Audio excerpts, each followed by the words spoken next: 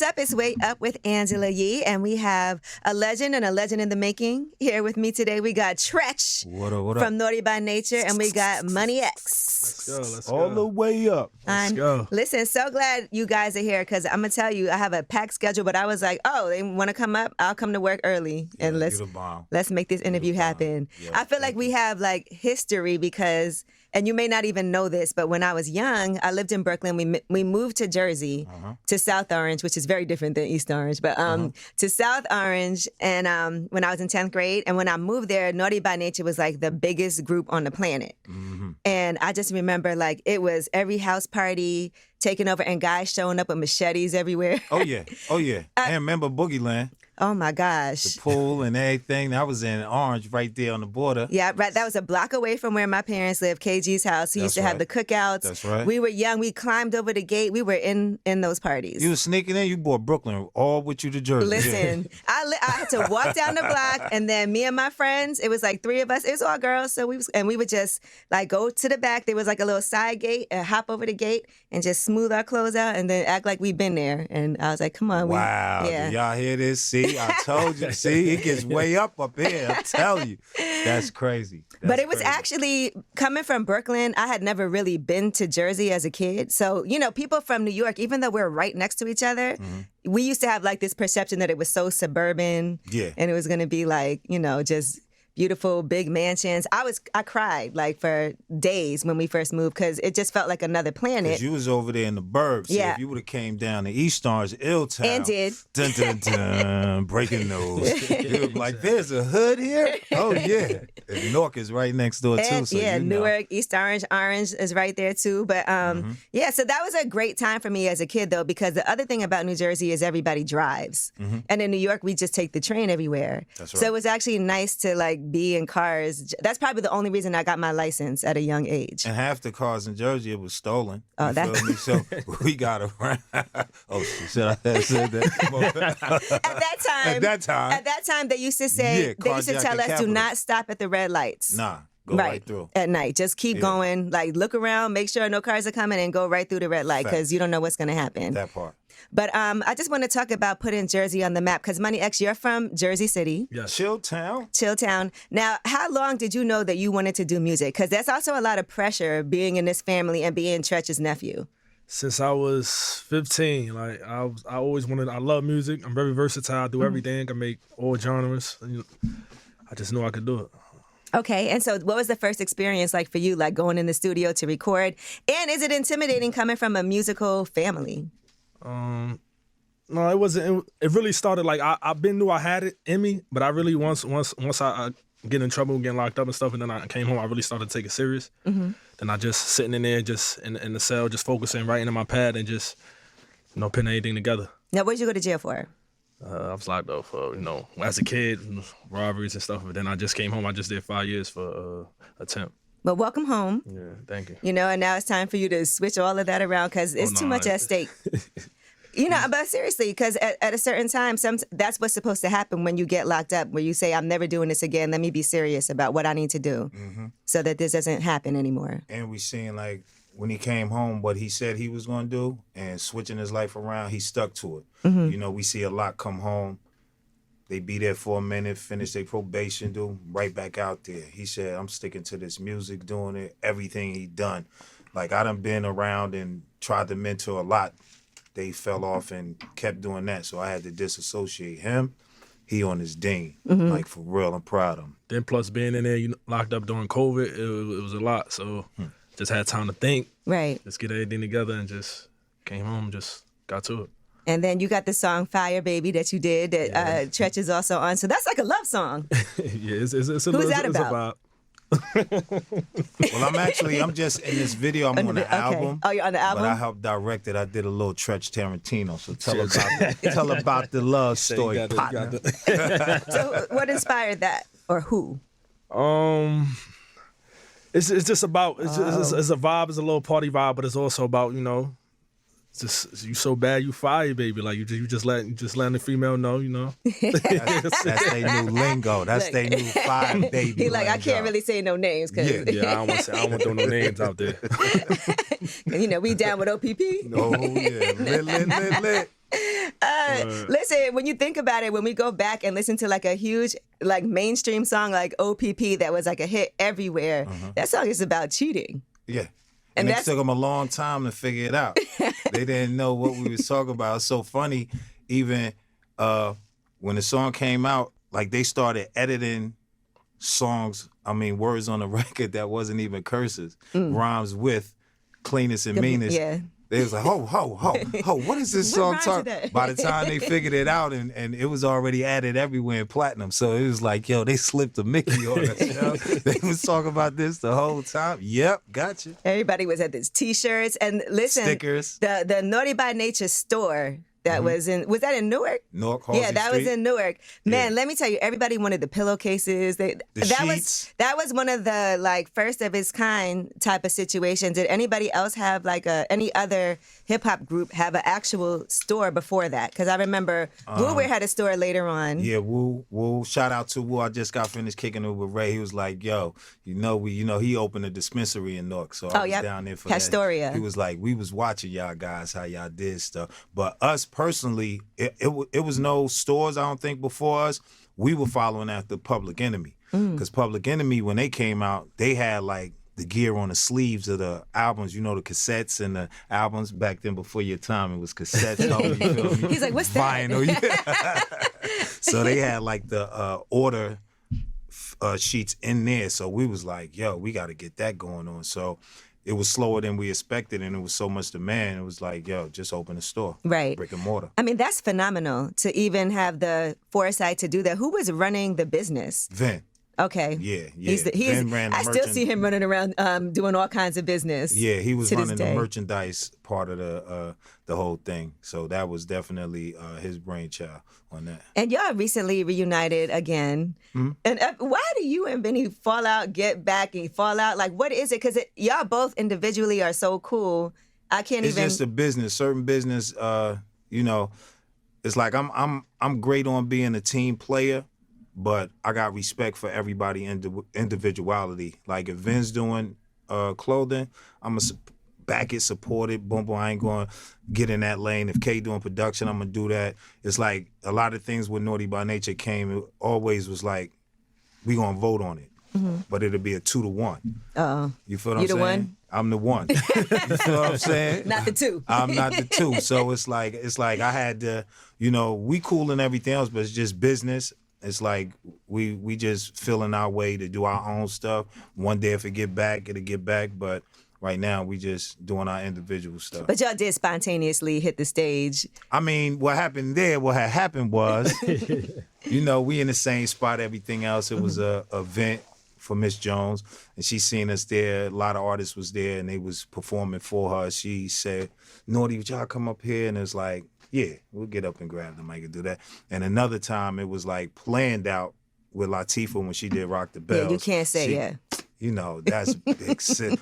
Okay, we ain't mad today. Yeah. Money asks, watching everything that happens with the group, because groups are sometimes harder, partnerships are harder, because it's not just on you. Yeah. Have you ever said, you know what, maybe I want to do a group situation, or you want to be solo?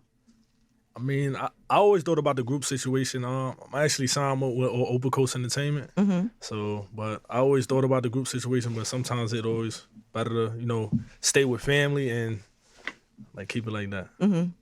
All right. Now, I want to ask you this, too, because I told you I seen Queen Latifah at the Brooklyn Nets game. It was actually the day after my birthday. I was excited. I was like, oh, shoot, there go Queen Latifah. She always got, the coolest, best vibe. Mm-hmm. What I love is the fact that I used to see her, as Flavor Unit with all these guys, but she was, a boss. Yeah. She was the boss. Yeah, which was a really dope thing for me as a young woman to see that situation. How do you think that affected even some of the decisions that you made, or even how you viewed women, having a woman that was a boss? Because that's kind of a rare thing in this music business. For us, it was a perfect storm.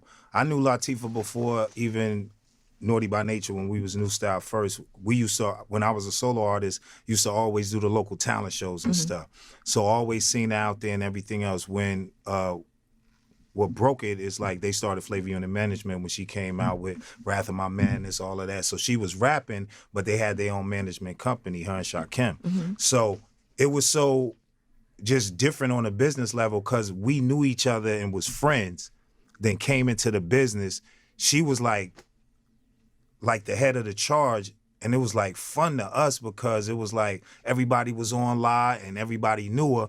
But they was like, who this girl with these 30, 40 homies coming up in here? And, yo, that's Flavor Unit, that's Jersey. Boom, boom, boom, boom, boom. And it was just like, La was always the sensible mind of everything. If we was wild or anything else, she'll be the one, yo, y'all gotta chill. And she would teach us the whole game while we doing it. She's not just gonna be like, I'm managing. She's like, look, come here. Look at this paperwork. Look how this run. Come with me here. Just in a meeting, just on a back skirts, if it's a dinner, sitting at a table and just being a sponge and getting all that knowledge. So it was never like, I'm the boss and y'all gonna do this and that. We was like, yo, she's dropping jewels and teaching us along the way. So she never was running the Flavor Unit like a dictatorship or y'all better do this or y'all can't do that. She was like, do y'all, but know it's consequences if you do things the wrong way, and if you do things the right way, look at us. You feel me? Yeah, because just being a woman in this business, men will walk in the room, they automatically think you're an assistant or they don't look at you as a boss. And so for me, in the music, she was like one of the early on, obviously there was like Sugar Hill Gang but she was one of the early on like real like bosses. I got female bosses. She was there, and like I said, she gave everybody mutual respect and love. So it never was like that's our boss, that's our homie, but you knew never to cross the line. And she was just dropping so much knowledge and jewels on us, yo. All hail the queen. She did that. So I just think like she really was one that opened the doors to show a lot of females like, oh yeah, you can be running your own companies. You can be out here in this industry, and you could do it the right way. You don't see nobody running around like, yo, La did us wrong. Yeah, you don't hear nothing bad about her. Yo, we had to go to court. We had to fight for this. La did the business a whole different way than business was being done. Love her. And she was one of the people that was like, you need to act also, because she was doing her acting thing early on, and that's how you ended up Never even auditioning. Never thought about acting. Never. She was like, yo, you listen, this hip-hop thing, rapping might not last forever, or you want to do something else. You got to do different stuff. You got to invest. You got to boom. You got to go to this reading. I'm like, what's a reading? I could read something? She's like, no, for a movie. I said, movies? I said, so I was going into readings, not even know nothing about it at all, but I was there, and just by chance being there, I met Tupac earlier on the road with Latifah. They were with Digital Underground. He was with Digital, I was with Latifah before we even came out with records. So when we actually done with the tour, Pac went in and read for Juice. He had a background in acting in school and everything else. Right. So he actually got the role. I didn't. Right. But when I knew him, he was like, yo, I'm in New York for like 2 months doing this movie. Come stay with me. I'm going to get you in this movie, an extra. I'm like, word? I packed Same up movie. and went. Got me in the movie. But New Jersey was right there. Yeah. But you were like, I'm going to just stay in No, Pac was like, come stay. Right. Me, him, Ed Lover would be there. Big Stretch, rest in peace, from the Live Squad. Mo Preem, his brother. Yaki Gaddafi, his little brother. All in his hotel room. He wanted his whole squad. Like back then, it was posses. Yeah, it was posses and parties. You feel what I'm saying? He had his big main room in the back, and we all was sleeping on the floor on the couch. That probably was so much fun. That should have been. Now, if that was a time when people had cameras and that would have been a movie. Oh my God, true movie. What was that like for 2 months being in there? Man, it was like a straight up, like a tour bus with no wheels. You know how you get in the tour bus? It's the best thing ever. It ain't no plane, ain't nothing, it's a whole tour. You just it's like partying. family. Yo, family. You doing everything up in there. And then you in New York. Right. So you walk right outside, you in the city. We like uptown, downtown, Brooklyn. We going to the everywhere. Mixtapes, getting stuff, radios in the hotels. Yo, it was like. That time will never be recreated. Never. Ever. Sorry, it's just, it's just. Yeah. No smartphones, no nothing where everybody sitting around on their phone. Everybody was kicking it with each other. Every time you go out, everybody's on their phone. Like you look up and you're like, damn, can y'all put your phone? Got people walking down the street on their phone. Right. Just walking into each other. People act like they can't live without a phone. Just think about back then. Like, what did we do? We didn't have Uber. We couldn't order food like that. We couldn't just call somebody. You had to leave a message on an answering machine. You had a two-way page. You had to go to the phone booth put quarters in, call somebody. No GPS. Y'all can't even get up the block without GPS. It's like, yo, we had to figure out where everything else, get directions. Yo, we was in a whole different era. You know, it's funny. I remember when I first moved to Jersey, momentarily my dad kicked me out the house, right? But I didn't know how to get back to New York. I had to get back to Brooklyn. I didn't know anybody in New Jersey. I had just moved there. And I remember going down and like figuring out how to get on the bus that goes to Penn Station. Yeah. Oh, you had to go to your father really threw you out. No, he really did. He really was like, you got to go. And so, but it was cool. But it was like, I didn't know, like I was just going places not knowing what I was doing. Like people would be like, oh, I can't believe you did that. That's dangerous. I just think about as kids, like when we first got our licenses, we used to drive up and down Central Ave and the Peppermint was right there. We was too young to go in anywhere. You but just we drive by the spots, hot spots. Always outside. And to me, having spent that time in New Jersey it really helped me a lot. You know, just as far as the culture was just, even though they're so close to each other, and y'all had this song Sleeping on Jersey. And I was like, y'all don't understand. Like my friends from New York used to love to come to Jersey and like experience those things because we didn't have that. We couldn't drive and be outside the club at the let out. You know, we had to take the train everywhere. And it was just a fun vibe. Just like y'all would meet people, pull over. You know, the guys would always be like, pull over, let's talk. Yeah. It was just a different type of situation. And you needed to pull over anyway because you needed directions, right? Yeah, I need a map. I had a map. Oh, the physical map. Oh, man. But remember, there was a White Castle. I think it was on Freelandheiser, and the stolen cars used to come. Oh, yeah, you was down in North then. And the cops would chase these stolen cars. I mean, it was a wild time. And they used to wait for the cops to come, and then... and then skirt off, and then they would come back and drive back around. It was like a show. And everybody would literally be outside watching this like it was entertainment. That was our Crenshaw. Isn't that crazy? Crazy. The things that happened, like, growing up. Yeah, if you go to Craziest video, Naughty by Nature. They're the craziest. You see all the, we had actual camcorder footage of the stolen cars. One car had a police stolen head, siren on the top. With the foot out the window waiting for the cops to come, and then it was a wild time. Yeah. You know, I always felt like the first album that you guys did, the Naughty by Nature album, I feel like people need to list that as one of like the top classic albums of all time. Appreciate you. Because that literally had no skips. Now I got to ask you, Money X, how old are you now? 31. Are you familiar with like all of this music? Yeah. Okay. Because I feel like sometimes kids today hear things for the first time and they're like, oh, that's dope. Like I never, heard that. Yeah. He from Chilltown, so Big Red, shout out. Shout out to Red. Shout out to Red. You know, Flavor Unit was Jersey City. Apache, rest in peace. So who else was from Jersey City? Like what other? Latifah. Right now, Al Bial. Okay. You know what I mean? Lord Ali Ski, Double J, rest in peace. Joe Buttons. Buttons, yeah. Oh, he's from Jersey City? I mean, he's been back, but yeah. Okay, all right. Yeah. So y'all got a nice history there. Double X Posse. Oh, that's right. I'm not going to be able to do it. Yeah. Oh, man. The Jersey vibes, though, are so... Like, I want to ask you this, too, because some of your music, like, obviously, Everything's Gonna Be All Right. I think that was such an emotional song that a lot of people connected to and could relate to. At this point now, because I don't know, like, after that song, because in that song, talking about never knowing your dad and, mother after, we can't even say that. But anyway, did that ever, like, spark any, meet up or him trying to reach out or? Yeah, I actually met up with him. Me and my wife did a reality show called Couples Therapy. Oh, that's right. And they ended up researching, they heard the story and everything else and found him and bought a morning show. So we reconciled all that. Everything else was getting them in the relationship and all. And he just one of them cats. You know what I mean? He floated. He's a floater. Papa was a Rolling Stone, and he's still that type dude. If you can't find me and all that, I'm like, yo, homie, I done great without you.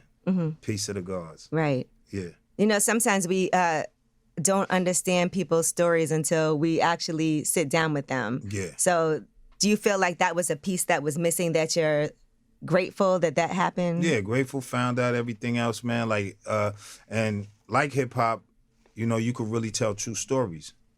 Ghetto Bastard was a true story. We actually got in a lot of trouble from the city and all that in Newark when that video dropped, because it showed all the projects. And a lot of people across the world, it was like, it's projects in Jersey? Oh. It's hoods in Jersey? We like, oh, y'all really slipping. And they said, what is this? So it actually was a great cleanup point for the city as well, because they tore the projects down. Right. You know what I mean? They was embarrassed. Like, wow. To show like this is really... This is what y'all doing in Jersey. Yeah, this how y'all getting down. Ain't it wild? And you talked about Raekwon having his dispensary in Newark. Isn't it wild to see how different downtown Newark is? Downtown Newark used to look like Iraq. Yeah, it was like a no-go zone. Right. We got the Prudential Center there now, hockey teams down there. Whole Foods. Shout out to Roz Barack, Whole Foods. Once a Whole Food comes, you know that's you know it's official. They build the buildings on every corner now. Every corner. Jersey City, the same thing though. Yeah. You know, I think after 9/11, a lot of businesses moved to Jersey City and they really built up like downtown Jersey City and the waterfront and all of that. You know, so talk to me about your upbringing in Jersey City. I'm born and raised Duncan Projects. Growing up there. Was going to doing my music when I was started at 15. And then out of trouble, whatever, but staying focused and from the hood. Tell us. from the project, the struggle. It was hard growing up, everything. Like, just never thought when I came home this time after losing, I was in there, lost 7 family members during the 5 years I was incarcerated. And I just being myself, just keep telling myself, I said, the only thing I need is 6 months. I just need 6 months. Like, I ain't coming back. Right. Shout out Duncan. You see repping. Gotta do it. Yeah. So. No, that's good because right now, do you still live in Jersey City? Yes. It's lit. Yes. Lit. It's like people are like, I want to move to Jersey City. Yeah. And I told you, I lived there for a little while too. I lived downtown though. When I first graduated from college, it was a good halfway mark from South Orange and Brooklyn. So I just randomly said, I'm going to move to Jersey City because it'll make it easy for me to go commute to South Orange, but also easy for me to go to the city from there. Yeah. They're making like a little mini New York. Now they built in Journal Square. They got like this little high-rise building. It's got like 100 floors. They done put that in the middle of the Journal Square. So that's crazy. I haven't been to Journal Square in a minute. yeah, they put it Building it like up. 100 stories. Now, you being on TV and even like doing reality television, for some reason, I always used to think like from, younger days, Treach would be the type of person that would not ever like put his life out there like that. Never. What happened, the first one, like I said, couples therapy, been with my wife. We've been together 18 years. So I'm like, yo, she a Sagittarian too, bullheaded, everything. I'm like, yo, she like, we need therapy. I'm like, man, I am not paying nobody to go up in there and talk. And usually they gonna take the woman's side and all that. Well, we usually write. Yeah. Dun. Breaking news. False. That is flagrantly fictional. Flagrantly fictional. You get a text. No, but I said, let me figure out how we could do this. So I start. I'm like going. I hit my management at the time and everything. I'm like, yo, boom. I'm trying to. They was like, you know what? It's a couples therapy show that you could actually go on and get paid for it. I'm like, that say no more. I'm in. I get to take what? And then we went to Cali, stayed in the house with other couples and all that. So Dr. Jen, shout her out. She did a great job. And so that was like the first taste of reality, the real reality. And I was like, yeah, to save my relationship, I'll go and do that. So your relationship was, you feel like, it needed to definitely, be... Okay. Definitely. And at the end of it, it looked like it was over for us anyway. But we came home and fixed it and all that. Thank God we took it in and all that. So I was like, yo, reality shows may be cool. So that's when, oh Lord, my daughter came to me, Egypt. And it was growing up hip hop with my ex-wife as a producer. It sounds like a setup. It was. Thank you. I didn't have to say it. But I'm like, my daughter's on here. They want me on here. Blah, blah, blah. Your mother's a producer. All right, let's go. And then that's when I went on there. I said, I'll never do reality show again. Unless it's my own situation on the show. Or I'm just producing it. What about therapy? Do you still continue with therapy or... Nah, I don't. What I did, I started, I knew I had a problem, anger management. So I started actually, because I was on the road so much and everything else and getting books on it. I had spoke to one person that was a therapist at the time and just kicked it. It was a homie's uncle. And just kicked it with him. And he was like, yo, if you can't do it, try these books and da-da-da-da-da. Okay. I did that and it worked. Worked. What did you learn from your first marriage that you know? Don't get married. No. I mean, everything, even if it doesn't work out, it is a learning experience. And you got to learn yourself, too, and things about yourself and things that you want to do better next time. I mean, I think it was more or less, I learned it wouldn't be compatible for me to marry somebody or get serious with somebody in the industry that traveled just like I did, always out, boom, boom, boom, boom, boom. And I wanted more of a homebody. I wanted more of a, because sometimes some women, don't cover my head, sometimes when they get out there bossing, they don't boss like Latifah. They boss like a dictator? Thank you. Okay. And like I said, James Brown came out, this is a man's world. It died when he died.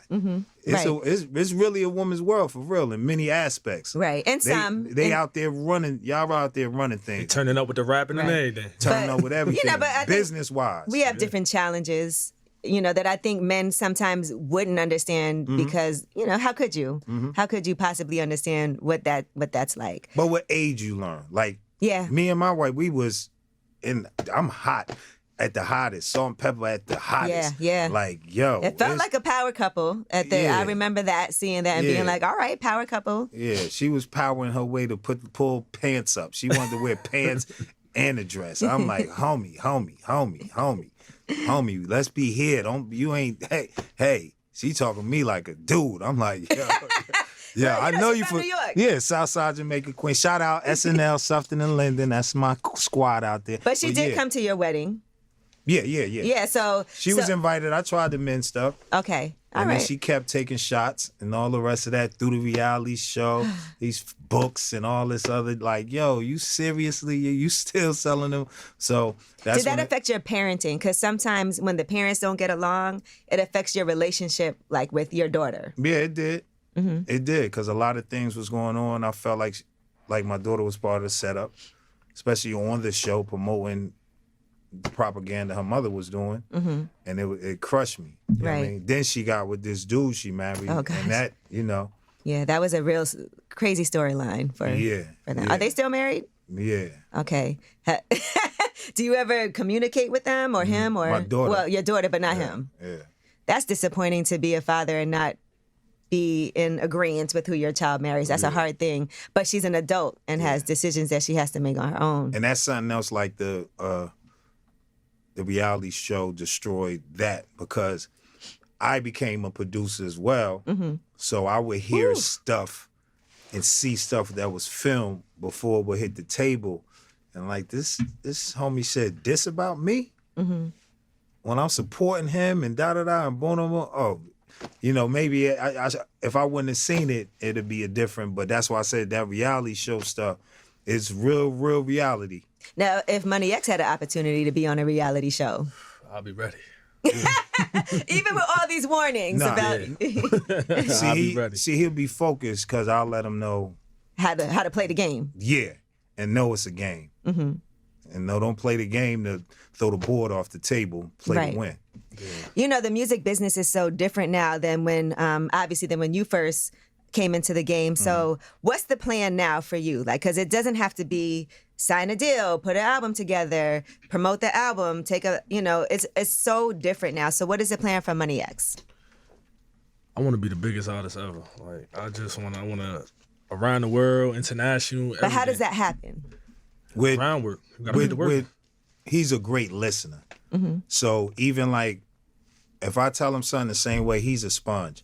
So let me tell you, he's going to get in from clothing.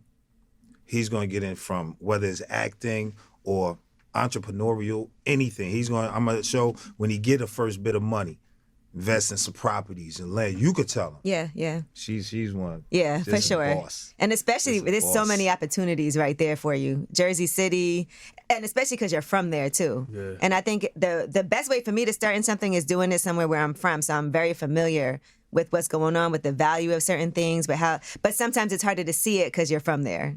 You know, people from the outside is like, oh, this is dope. You might be like, I remember what this was, but I think it's important, and there's all kinds of incentives for people who are born somewhere, resident somewhere, to be able to invest. Yeah. And what I love, like, he always want to go and let's go here, let's go there, and I love it too because it's more of just like going to a dinner, going somewhere else. Like before, it used to be like, well, Ice Cube said, I never have dinner with the president. You want those political connections. You know what I mean? Even if it's the mayor, you know, like Do It All, shout out to Do It All, the first hip hop councilman in Newark and all of that. Like those type of things before, we'd be like, nah, we ain't messing with no politicians. And yes, you need to, all scales of everything, invest your time and your efforts in there and your finances to invest in stuff that's out there that's going to make your money grow. Where you're not chasing the money, you setting up opportunities where the money come to you. Right. No, that's great advice. You got to have all of that in order. And when it comes to writing, what advice do you give? Because I know, have you written for, besides Naughty by Nature, other artists ever? Like Ghost? Yeah? Okay. Yeah. Eazy-E, The Youngsters, Latifah, you know, it's been a lot. You wrote the Wickedest Man Alive part on that song for... No, I wrote like Latifah had it up there. And, Latifah got some great pen game. You feel what I'm saying? She's a writer as well, but in the days, wrote some of the stuff Apache used to, you know, do that as well. But, yeah, he has to tell you, like, the new era, like, it's a different... This is different lingo. It's a different BPMs. Everything so, what's your right? There you go. Hustle hard. I was trying to hurry up, man. What's up, baby? Hold on. Was it congestion pricing? I was trying to hurry up. God. New coat. What's up, baby? How you feeling? Let Mano pull up a chair. Come on, man. It's my guy. Hey, what's up? Hustle hard. You know Money X, that's Mano. Yeah, man. That's nephew there. BK to NJ. Go ahead, y'all. I know y'all doing the interview. Mano, sit down. He come in the lead. I know, like Mano came busting it in. Yeah. I've been going through it, man. Look. Have a seat. Oh boy. He had to go to the dentist. That's some more advice. Make sure you go to the dentist. Man, I just had 2 wisdom teeth pulled from the back, this side, and I'm older than y'all, so y'all better get. I had all 4 of my wisdom teeth pulled at once. Yeah. How long was you in pain though? It actually was not that bad for me. And you know what's crazy? When I did it was the week, and we'll talk about this, the week I started working for Eminem was the week I got all 4 of my wisdom teeth pulled. And I just remember we had to go do like this hip hop summit. You was looking like Kanye after the accident. And you know what else was bad about it? They put this thing in your mouth to hold your mouth open, and I had cuts right here from this metal. Right. Pause though. Yeah. Sorry. I don't know. I just felt like I just needed to say that. I don't know why. I hate playing that game. I just felt like I just needed it. I hate it. They got you on that. I hate it. No, the best pain medicine is not prescribed by the doctor. Is that dual Advil. That's what it is? Oh, into the mic. Advil. Chat, that dual Advil. That's the best thing for that. Man, my wisdom too. I'm going through it. Yeah. I'm surprised you waited that long to get it done, because usually... You calling me old? No, I'm saying because people normally get their wisdom teeth pulled way... No, I didn't have a problem. They said don't bother until it... But I started feeling some type stuff going on, and then I had some flights that was coming up in a month. I said, I got to do this now, because I had an abscess one time, 30,000 feet in the air. Ooh. Oh, no. That air pressure hit. I felt like I was going to Cali. And I don't think insurance didn't cover it. No, back then you had to pay for. Ooh. But let me tell you, I got mine done for free because I was working for Eminem, and the dentist, the oral surgeon, he just wanted a autograph picture. Damn. I got an autograph. He traded you off that for? Yeah. I wish I was pretty. I wish I was pretty. No, I got him an autographed Eminem picture, and that's how I got. More than that. No, that's it. He wanted to get in your mouth. Oh, no. I mean. Come on. See, now Mano come in here. Now you want to act. Now you got an ally. I apologize. That's that BKNJ. Every time we get together, security won't let us in. Oh my gosh. But you know what? Y'all do kind of like remind me of each other, personality-wise. Yeah. That's that gangster. Church is that guy, man. Yeah, Church is that guy, man. For real, like, you know, both ladies, like ladies, man. Even though I know you're married, but back then, Treach was known for that because women like that. And then Mano is, has that persona too. I feel like I'm married though. All right. Word? Yeah, I feel like I'm married. No, he's Oh, not. Phil. I heard you. It's a feeling. It's a feeling. It's what he feels like. Yeah. Okay. But go on, talk about your writing process because that's Yeah, what y'all got a whole different. Yeah, man, I don't know. I be in my room, whatever. So when I put the beat on, I be bouncing all over the place. I'm like, for me to make a song, I just start jotting mad stuff down and I just start pinning it together. Like my writing just be, it'd be all. Yeah, I remember you said you write hooks first. It depends. Sometimes, like, say I could be here, I'll jot down, now you put it on the phone before you write it, like a title or a punchline or a hook. And I have it on the stash. Or I could start writing a little part of the verse and just write it off air. Right. And then sometimes I hear a beat and the beat will write the song. Okay. You feel what I'm saying? Tell me about Written on Your Kitten. Oh, where's my kitty cat? Where's my How kitty was that cat written? that's stroking me? Hoping she's open G. Yeah, that was a freak booty song. You know what I'm saying? I was real horny in them days. That was the naughty 90s, baby. I was in my 20s. Yo, everybody was throwing them panties and bras on stage. I had to do something for the lady. And ladies was buying a lot of records. Yes, and they come to the concert screaming. Yeah. What you think about the game now, though? From the 90s to now? Like, what? What's the game? Ain't nobody in the crowd throwing them panties like that, like and no girdles. Maybe not